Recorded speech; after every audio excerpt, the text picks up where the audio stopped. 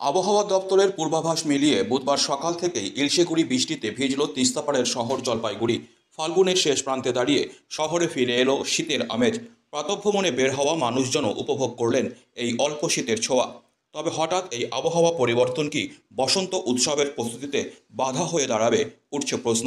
বসন্তের রং মুছে দেবে না তো এই অনাকাঙ্ক্ষিত বৃষ্টি?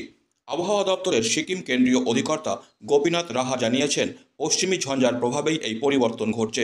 বঙ্গোপসাগর থেকে জলীয় বাষ্প প্রবেশের ফলে উত্তরবঙ্গে আগামী দুদিন বজ্রপাত সহ বিক্ষিপ্ত বৃষ্টি হতে পারে। পূর্বাভাস অনুযায়ী বুধবার ও বৃহস্পতিবার জলপাইগুড়ি জেলায় কোথাও কোথাও বজ্রবিদ্যুৎ সহ হালকা থেকে মাঝারি বৃষ্টির সম্ভাবনা রয়েছে। আবহাওয়ার এই পরিবর্তন বসন্ত উৎসবের প্রস্তুতিতে কতটা প্রভাবিত করবে সেটাই দেখার বিষয়। নিশ্চয়ই শীতের আমেজ তৈরি হয়েছে এবং আমরা খুব উপভোগ করছি, কারণ শীতটাই আমরা পছন্দ করি, বিশেষ করে বাঙালিরা এবং ওয়েস্টবেঙ্গলের মানুষেরা। কারণ গরম অসহ্য মনে হয়, যদিও গরম কৃষির পক্ষে প্রয়োজন, এটা আমরা জানি। তা তবু আমরা সাধারণ মানুষ ওই গভীর চিন্তা না করে আমরা ভাবি যে কোনটাতে আমরা আরাম বোধ করব। এই সময় কি মনে হচ্ছিল এই ওয়েদারটা থাকবে?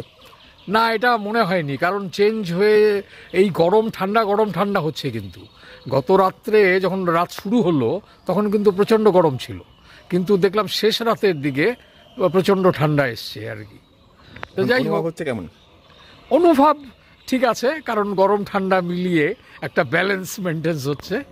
হ্যাঁ, আচ্ছা, ধন্যবাদ।